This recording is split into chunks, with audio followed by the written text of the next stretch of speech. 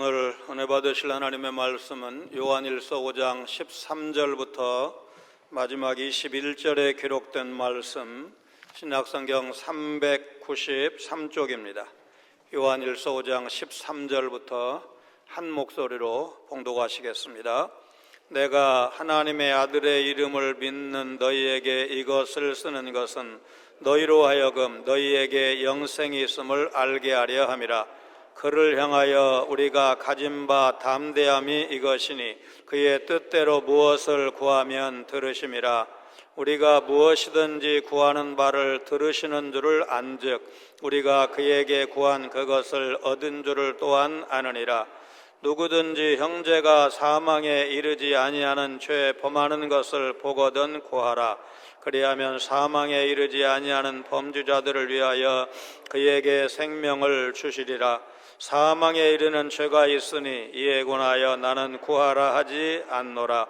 모든 불의가 죄로 돼 사망에 이르지 아니하는 죄도 있도다. 하나님께로부터 난 자는 다 범죄하지 아니하는 줄을 우리가 아노라. 하나님께로부터 나신 자가 그를 지키심에 악한 자가 그를 만지지도 못하느니라.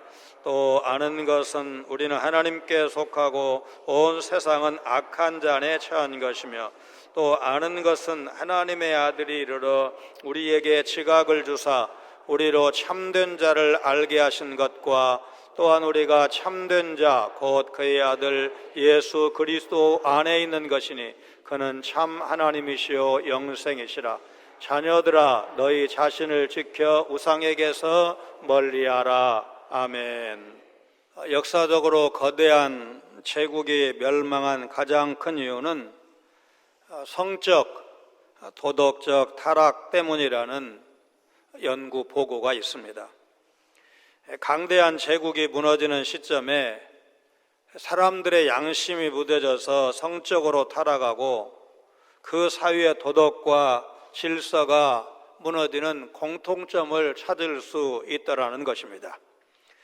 노아 때의 대홍수나 소돔과 고모라의 멸망을 살펴보아도 결국 인간의 도덕적, 성적 타락이 극심해질 때 하나님의 심판이 있었던 것을 알 수가 있습니다. 현대 사회는 음란과 성적 유혹이 홍수를 이루고 있고 경제 논리를 이유로 도덕과 윤리가 파괴되는 그런 시대에 우리가 살고 있습니다. 동성애 합법화를 여러 가지 이름을 바꿔서 계속해서 시도하고 있고, 상품화로 전락해가는 성, 과감한 노출과 요설적 농담이 문화로 포장이 되고, 이득이 있다면 가족도 친구도 또 동업자도 언제든지 배신하는 시대가 되었습니다. 중세 스콜라 철학자 토마스 아퀴나스는 초대교회에는 은과 금은 내게 없거니와 내게 있는 것으로 내게 주노니 나사렛 예수 그리스도의 이름으로 일어나 걸어라 라고 말하는 능력이 있었다. 오늘 우리 시대의 교회는 금기둥과 대리석 바당으로 하나님의 집을 지었다. 그러나 나사렛 예수 그리스도 그 이름의 능력을 잃었다며 한탄했습니다.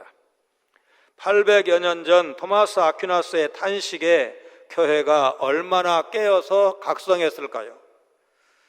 그때의 교회가 깨었다면, 각성했다면 종교개혁이 필요하지 않았을 것입니다. 그때보다 지금 현대 교회는 더 나아졌다고 자부할 수가 있을까? 성적, 도덕적 몰락을 향해 한 걸음 한 걸음 나아가는 이 시대에 한국 교회는 생존을 넘어서 시대를 깨우는 역할을 회복해야 할 것입니다. 요한일서를 3월 첫 주일부터 강론하는 과정에 그때그때 은혜 받은 성도들께서 구체적으로 사랑을 실천하셨습니다. 그 덕분에 오랜 세월 투병 중인 목회자에게 작은 정성이라도 사랑을 전할 수가 있었고, 수혜를 입고 마을 회관에서 생활하고 있는 교회에 격려금을 보낼 수가 있었습니다. 무엇보다 필리핀 말라시키 장로교회 성도들이 지난주일 에어컨이 설치된 예배당이 너무 좋아서 예배 후에 아무도 집에 가지 않으려고 했다는 말씀을 조기목 선교사님이 전해왔습니다. 정성을 다해서 헌금하신 여러 성도님들께 진심으로 감사를 드립니다. 미국 역사상 최고의 부자로 알려진 록펠러는 98살까지 장수했는데 치아가 하나도 상하지 않은 채 건강하게 살았습니다. 사실 그는 53살 되던 해 당신은 1년 이상 절대로 살 수 없다는 사형 선고를 의사로부터 받은 적이 있었습니다. 이 청천벽력 같은 소리에 정신이 번쩍 든 그는 어머니로부터 물려받은 성경을 가슴에 품고 성경을 읽고 또 읽었습니다. 그러던 중 누가복음 6장 38절이 눈에 들어왔습니다. 주라, 그리하면 너희에게 줄 것이니 곧 후이되어 누르고 흔들어 넘치도록 하여 너희에게 안겨주리라. 록펠러는 그때까지 모으는 것에만 열중하고 그것이 전부라고 생각하면서 그 재미로 살아왔습니다. 그런데 하나님은 주라고 말씀하셨습니다. 어차피 죽을 텐데 그래 주자. 그렇게 생각한 록펠러는 대학을 세우고 다른 사람들한테 베풀면서 10년, 20년, 30년을 보냈습니다. 그렇게 살다 보니 무려 98살까지 건강하게 살 수 있었습니다. 성경 말씀을 믿고 목숨 걸고 지켰더니 하나님께서 생명을 오래도록 연장해 주신 것입니다. 말씀의 순종함으로 하나님의 의로우심을 드러낸 믿음의 사람을 하나님께서 어떻게 칭찬하실까? 여러분 기대하시기 바랍니다. 사도 요한은 요한일서의 종결부인 5장 1절로 12절에서 하나님의 아들이신 예수님에 대한 믿음에 대해서 지난 시간 말씀한 바가 있습니다. 그리고 기도에 대한 본문 13절로 21절 말씀으로 이 요한 1서를 마무리하고 있습니다. 오늘은 하나님의 아들을 믿는 성도가 가진 기도의 특권에 대해서 상고하는 시간이 될 것입니다. 성도인 우리가 예수 그리스도를 믿고 소유한 영생을 이 땅에서 어떻게 풍성하게 누릴 수가 있을까? 사도 요한은 먼저 놀라운 기도의 권세와 영적 싸움의 관점에서 설명하고 있습니다. 사도 요한이 편지 수신자인 성도들에게 이 요한일서를 쓴 목적은 하나님 아들의 이름을 믿는 자는 영생을 이미 누리고 있음을 알리기 위해서 이 서신을 썼다고 했습니다. 우리가 어떻게 우리에게 영생이 있다는 사실을 확신할 수가 있을까? 로마서 8장 16절 말씀이 말씀한 대로 믿는 자에게 주어진 성령이 각자에게 그들이 영생을 얻은 하나님의 자녀라는 사실을 증언해 주십니다. 그뿐만 아니라 성령은 우리가 천국에서 완전한 영생을 누리기까지 이 땅에서 살아가는 동안 우리를 진리 가운데서 인도해 주시고 지켜 주십니다. 하나님의 아들을 믿는 자는 영생을 얻어 누린다는 사실, 여러분 믿으시기를 바랍니다. 영생을 얻는 자는 무엇을 구하든 하나님이 듣고 응답해 주십니다. 그러나 성도가 드리는 모든 기도를 다 들어주시는 것이 아니라 14절 말씀이 표현하는 것처럼 그의 뜻대로 구하는 기도를 응답해 주십니다. 오늘 새벽에 열왕기상 18장 30절로 46절 말씀을 정 목사님을 통해서 들었습니다. 그 중에 18장 36절 말씀이 여호와가 하나님이신 것을 알게 하여 주옵소서. 내가 여호와의 종인 것을 나타내 주시옵소서. 내가 말씀으로 행하는 것을 보여 주시옵소서. 그렇게 간절히 기도했을 때 하나님께서 바알 선지자들을 물리쳐 이기게 하셨을 뿐만 아니라 3년 반 동안 내리지 않던 비가 내려 땅이 소출을 내는 그런 기도응답의 역사를 오늘 새벽에 살펴본 바가 있습니다. 영생을 얻은 자는 이처럼 담대함을 가지고 기도할 수 있습니다. 사도는 14절에서 구하다는 단어를 사용을 했는데 흥미롭게도 이 동사는 중간태로 되어 있습니다. 이 중간태라는 것은 헬라의 문법에서 수동태도 아니고 능동태도 아닌 것을 말합니다. 좀 쉽게 말씀드리면 능동태와 수동태를 넘어서 유진 피터슨의 표현을 빌린다면 어떤 일에 참여하지만 내가 주도하지 않는 상태를 말합니다. 성도의 기도는 중간태적인 성격이 있습니다. 내가 하나님께 기도하는 건 맞습니다. 좀 능동적이죠. 내가 하는 거니까. 하나님의 뜻대로 기도해서 그 일에 참여하고 관여하는 것도 사실입니다. 그러나 그 응답을 내 마음대로 조정하거나 규정할 수가 없습니다. 능동적으로 내가 기도하지만 하나님의 응답은 수동적으로 받아들일 수밖에 없다. 이것이 기도입니다. 사도 요한은 13절에서 이것을 쓰는 것은 이라고 말하면서 이 부분이 요한일서 전체와 연관되어 있음을 보여주고 있습니다. 그가 이 서신을 기록한 것은 하나님의 아들의 이름, 곧 요한복음 1장 12절이 말씀한 바와 같이 예수를 믿어 하나님의 자녀된 사람에게 영생이 있음을 확신하도록 요한 1서를 쓴 것이라고 다시 반복하고 있습니다. 이것은 요한복음을 쓴 목적을 말씀한 요한복음 20장 31절 같이 읽습니다. 오직 이것을 기록함은 너희로 예수께서 하나님의 아들 그리스도이심을 믿게 하려 하며 또 너희로 믿고 그 이름을 힘입어 생명을 얻게 하려 함이니라. 요한복음의 기록 목적과 요한일서의 기록 목적이 같은 것을 알 수가 있습니다. 요한일서를 쓴 목적이 사람들이 예수님을 구주로 믿게 함으로써 영생을 얻게 하려는 데 있다. 사도 요한은 이미 요한일서 3장 21절 22절 말씀을 통해서 하나님 앞에서 스스로 책망할 것이 없으면 기도 응답의 확신과 담대함을 얻을 수 있다고 말씀한 바 있습니다. 요한복음 16장 23절 24절 같이 읽습니다. 그날에는 너희가 아무것도 내게 묻지 아니하리라. 내가 진실로 진실로 너희에게 이르노니 너희가 무엇이든지 아버지께 구하는 것을 내 이름으로 주시리라. 지금까지는 너희가 내 이름으로 아무것도 구하지 아니하였으나 구하라. 그리하면 받으리니 너희 기쁨이 충만하리라. 14절 말씀에 의하면 기도응답은 하나님의 뜻에 따라 기도하느냐 하나님 뜻대로 기도하지 않느냐 여기에 달려 있다고 말씀을 합니다. 수원 더 사랑의 교회를 담임하시는 이인호 목사님의 기도의 전성기를 경험하라는 책에 이 목사님의 기도에 관한 일화 한 토막을 소개해 드립니다. 내가 젊은이들과 처음 필리핀 단기 선교를 갔을 때의 일이다. 인솔자인 나는 물론 모든 청년이 비행기를 한 번도 타본 적이 없었다.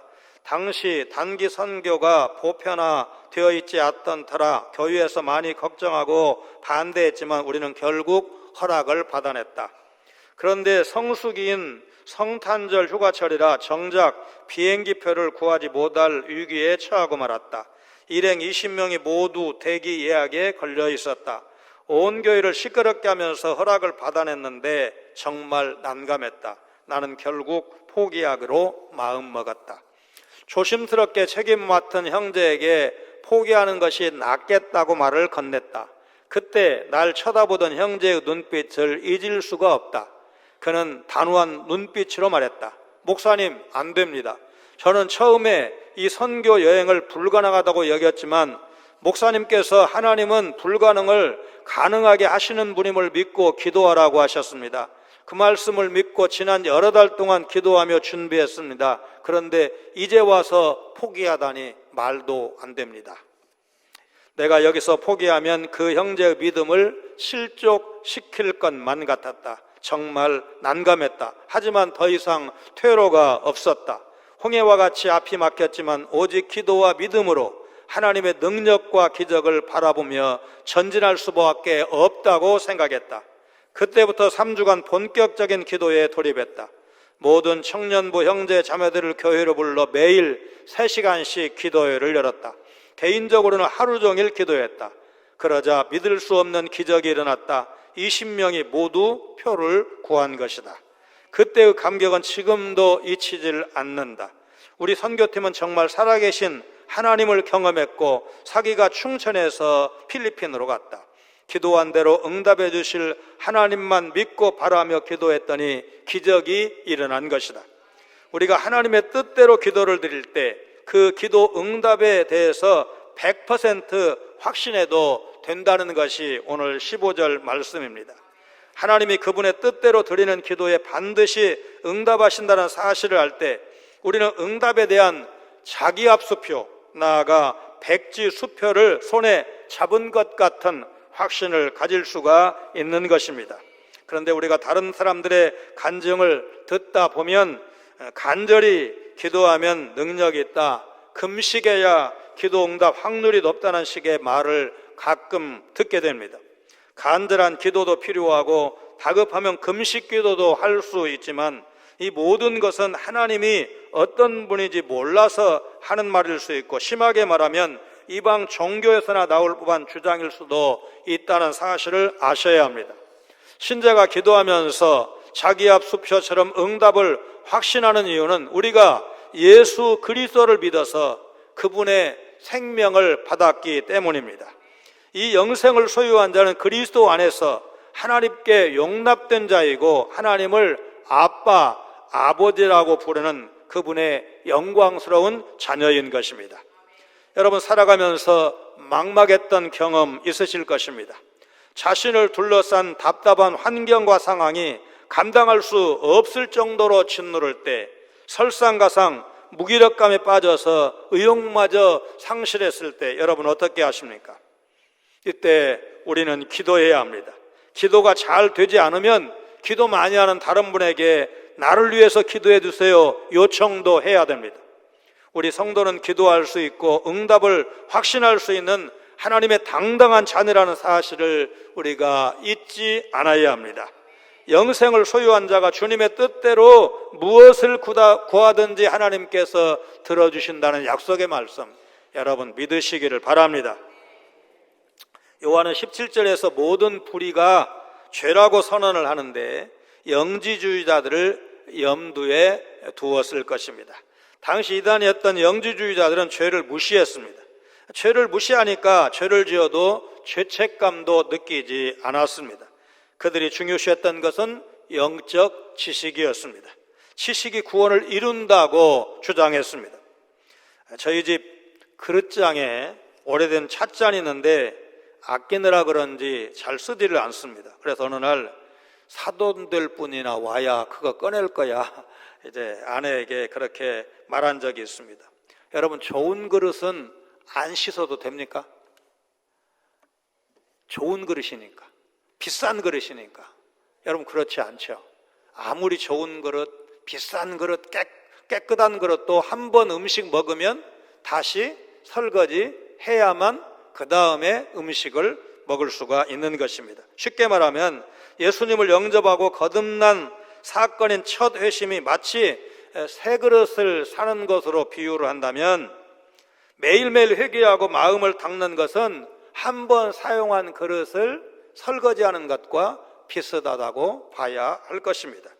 그런데 유병헌 같은 구원파 이단은 사람이 한 번 구원을 받고 회개하면 그 다음부터는 더 이상 회개하지 않아도 된다고 주장을 합니다. 한 번 용서받은 죄를 계속해서 용서해달라고 하면 하나님이 얼마나 귀찮고 짜증나겠어. 다 용서해줬는데 뭘 또 용서해, 농담까지 하면서 기존 교회를 비판하는 이 구원파 이단들을 향해서, 그래, 돼지들은 자기들 밥통인 여물통 씻지 않고 계속 먹더라. 여러분, 그렇게 한번 쏘아대야 됩니다. 왜냐하면 아까 말씀드린 것처럼 아무리 좋은 그릇도 한번 음식을 먹어서 더럽혀지면 깨끗이 씻어야 원래의 가치를 회복할 수가 있는 것입니다. 요한은 모든 불의가 죄라고 말함으로써 하나님 앞에 우리가 죄의식을 가져야 한다고 말씀합니다. 그런데 16절을 보면 이 죄도 사망에 이르는 죄가 있고 그렇지 않은 죄도 있다고 말합니다. 사망에 이르는 죄는 문맥상 하나님을 배교하고 거짓 교사를 따르는 것을 우선 생각할 수가 있습니다. 이런 죄는 반드시 사망에 이른다는 것입니다. 반면에 사망에 이르지 않은 죄도 있는데 성도가 살면서 지을 수 있는 죄, 회개하고 사죄함을 받을 수 있는 죄를 의미하는 것입니다. 사도 요한은 사망에 이르지 않는 죄를 범한 자를 위해서 기도하라고 권면했습니다. 이들을 위해서 기도하면 그들은 죄를 깨닫게 되고 하나님 앞에 용서를 구하고 다시 생명을 얻는다는 것입니다. 우리는 죄에 빠진 형제를 보면 모른 척하지 말고 그들이 회개의 길로 들어설 수 있도록, 그러니까 신앙생활을 정상적으로 회복할 수 있도록 기도해야 됩니다. 이제 요한은 16절에서 죄를 지은 형제를 위해 기도해야 한다고 말하면서도 죄 중에는 사망에 이르는 죄가 있고 그런 죄에 대해서는 기도해도 소용이 없다고 단정적으로 말합니다. 무엇이 사망에 이르는 죄일까? 살인이나 교만이나 탐욕 같은 죄를 의미할까? 아니면 고의적인 범죄를 말할까? 그것도 아니면 성령을 거스르는 죄, 아니면 배도의 죄가 사망에 이르는 죄일까? 우리가 사무엘서를 살펴본 지 얼마 되지 않았는데 우리는 이 성경을 통해서 살인죄, 살인교사죄, 간음죄를 범한 다윗도 용서받았음을 볼 때 사망에 이르는 죄가 무조건 중죄를 의미하는 건 아니라는 사실을 우리가 생각할 수가 있습니다. 사망에 이르는 죄는 근본적으로 하나님을 떠난 이단이나 거짓교사, 적그리스도가 범하는 죄처럼 지속적인 불신앙 가운데서 진리를 배격하는 죄를 가리킬 가능성이 높습니다.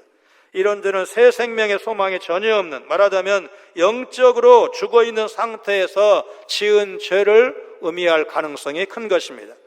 그런데 사망에 이르지 아니하는 죄는 성도가 유혹에 넘어가서 잠시 범할 수 있는 그런 죄를 말하는데, 사망에 이르는 죄는 그러니까 죄의 경중, 무엇이 큰 죄냐, 무엇이 작은 죄냐로 나누어지는 거라기보다는 죄를 지은 사람의 상태가 그래도 살아있는 가운데 연약함으로 지은 죄냐, 아니면 이제 영적으로 죽어있기 때문에 지은 죄냐로 갈린다는 사실을 생각할 수가 있습니다. 요한일서 1장 9절에 죄 짓고 나서 그 죄를 고백하면, 회개하면 하나님께서 용서해 주신다는 사실을 이미 살펴본 바가 있습니다. 그러니까 여기에서 초점은 죄의 종류나 경중, 무겁고 가벼움보다는 형제가 죄를 범할 때 그를 기도하라는데, 그를 위해서 기도하라는데 초점이 있는 것입니다. 그렇게 할 때 그는 생명을 얻게 된다는 것입니다. 믿고 영생을 누리는 자의 특징은 누구든지 자신의 형제가 사망에 이르지 않는 죄를 범하면 그를 위해 돌이킬 것을 믿고 그를 위해서 기도할 수 있고, 이렇게 기도하는 것이 하나님께서 우리가 그리스도 안에서 한 형제로서 우리에게 주신 사명이라고 할 것입니다. 그래서 우리가 기도할 때 하나님이 그를 돌이켜 주실 거야, 돌아오게 하실 거야, 용서해 주실 거야 믿으면서 기도해야 하고, 이것이 그분의 뜻대로, 그분의 뜻에 합당한 기도라고 하면 그 기도는 분명히 응답이 되는 것입니다. 성도는 배교에서 세상의 더러움을 계속 취하는 죄, 성령을 모독하고 주님의 복음을 적극적으로 대적하면서 해방하거나 교란하는 죄, 주의 몸된 교회를 이제 찢는, 파괴하는 죄를 심각하게 여겨야 합니다.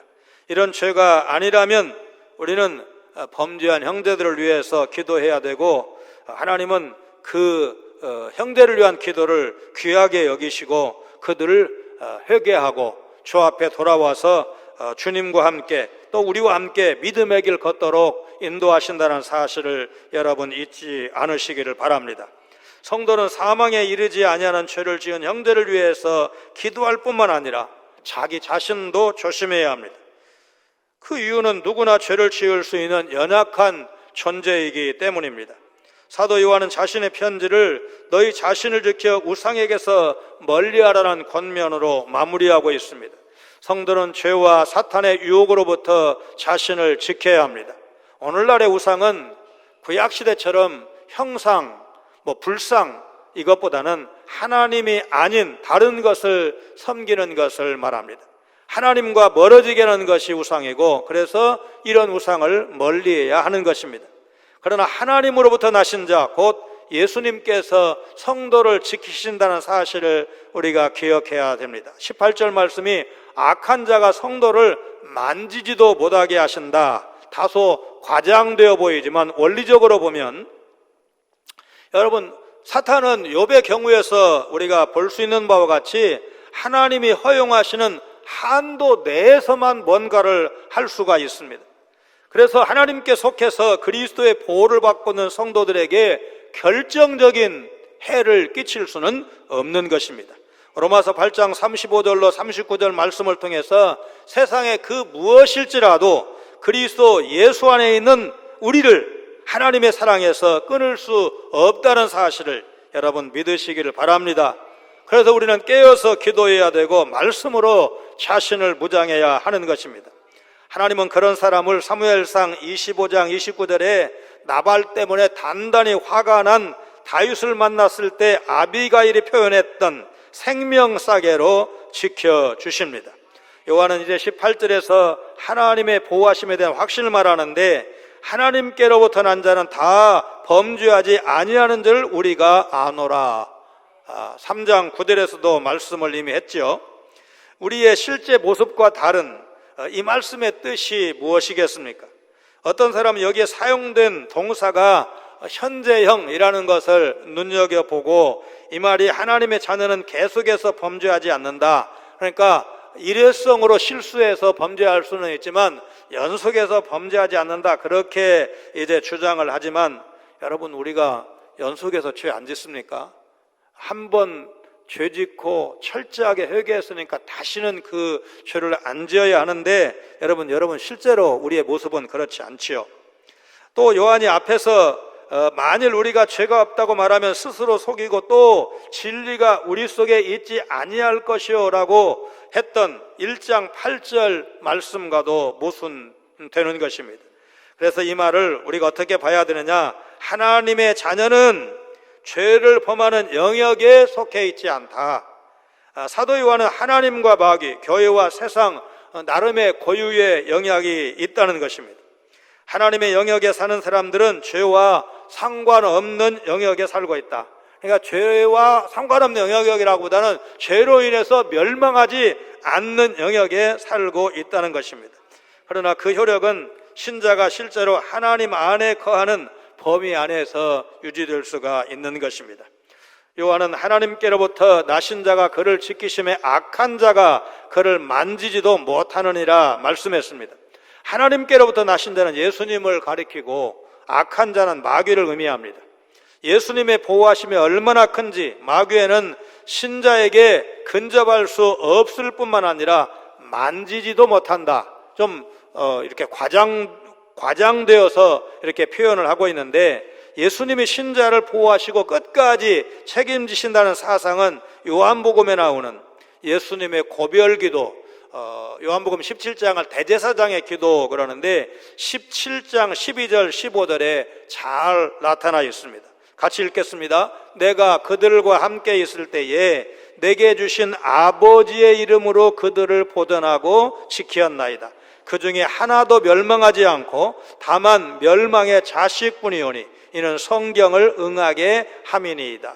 내가 비옵는 것은 그들을 세상에서 데려가시기를 위함이 아니요 다만 악에 빠지지 않게 보존하시기를 위함이니이다.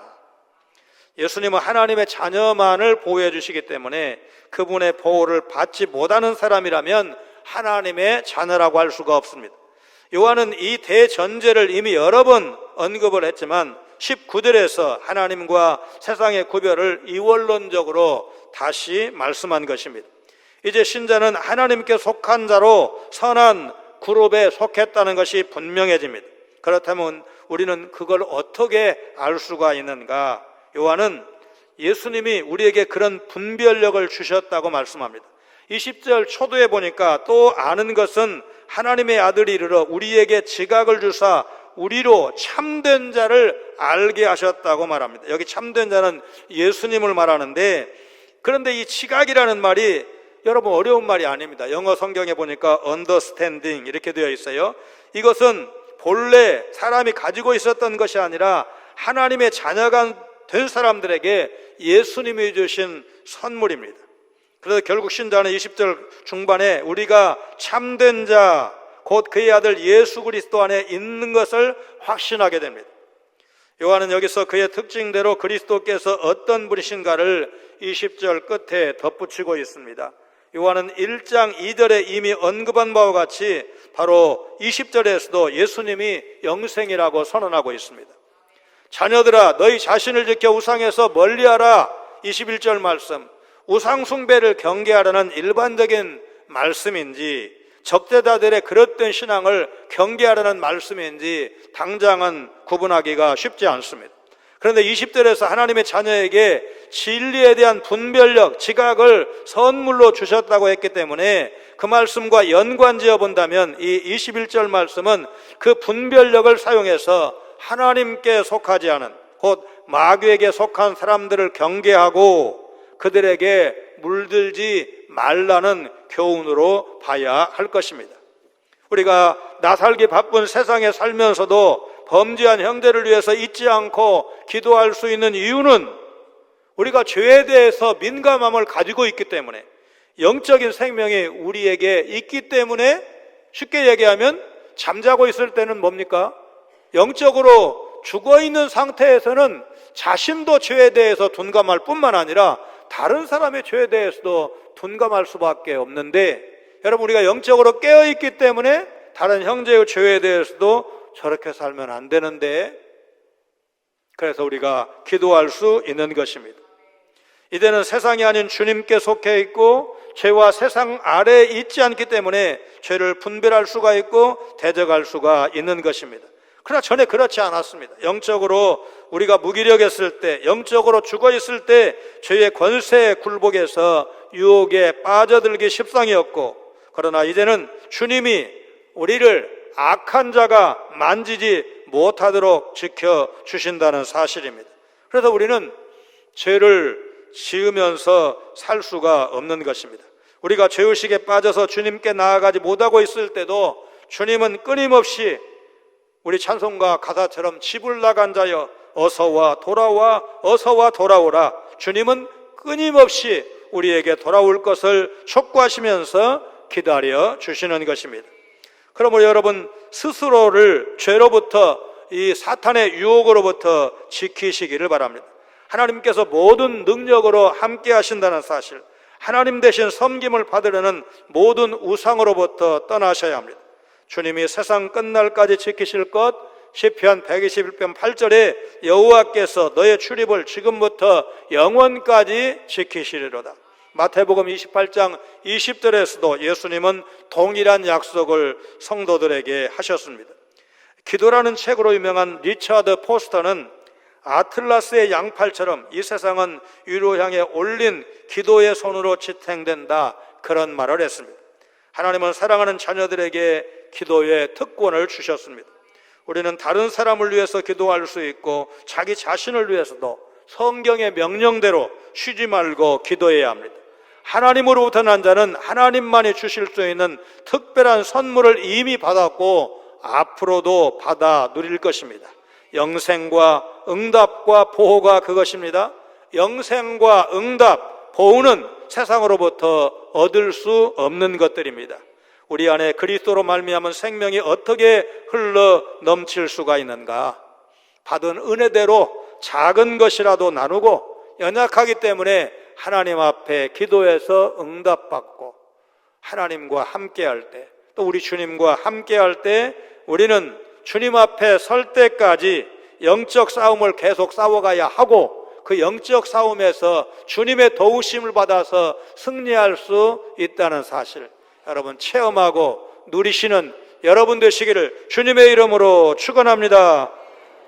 거룩하신 하나님, 하나님 아들의 이름을 믿는 자에게 영생이 있고 영생을 가진 자는 주님의 뜻대로 무엇을 구하든지 응답해 주시겠다 약속하신 말씀을 믿고 감사를 드립니다. 모든 불의가 죄지만 사망에 이르지 않는 죄도 있고, 형제가 사망에 이르지 않는 죄를 지었을 때 우리 영생을 가진 자가 그 형제를 위해 기도할 때 하나님께서 그 사람에게 생명 주시는 것을 믿으며 여러 가지 사연으로 시험에 든 연약한 형제를 위해 기도를 쉬지 않는 저희들 되게 하여 주옵소서.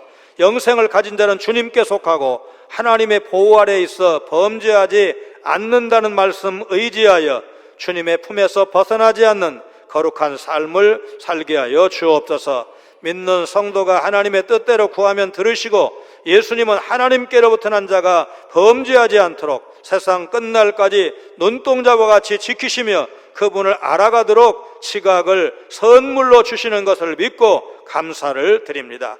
예수님 거룩하신 이름으로 간절히 기도하옵나이다. 아멘.